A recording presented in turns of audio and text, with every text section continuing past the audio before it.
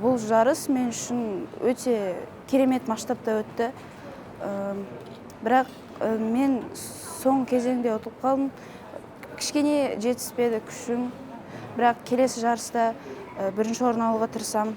Оқушыларымыз өте жақсы нәтиже көрсетіп, 4 баламыз шығыстан барып, 2 бірінші орын, 2 екінші орын. Бірінші орын алған Жангер баламыз 12-13 салмағында 60-ға жоғарғы, Талғатов Алдияр алды, 14-15-45-ке дейін салмақта. Және қызымыз Болат Ағарке 2-ші орын алды, 14-15 жоғары 60-тан. Ересек арасында Асыбаев Алихан 2-ші орын алды. Енді бұл жарыс мықты деп айтуға болады әлемде.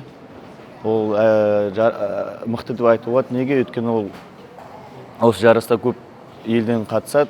Бәрі мықты спортшылар. Біріншіден қатысушылар бәрі әлем чемпионы, немесе чемпион Россия дейміз. Біздің қазақтар да бар мықты өзіміз.